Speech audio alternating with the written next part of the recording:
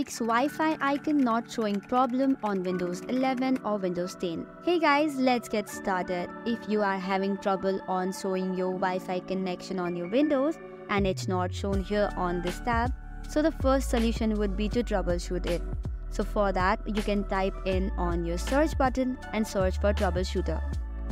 It will now open a new tab or the settings option. Hereby click on other troubleshooters.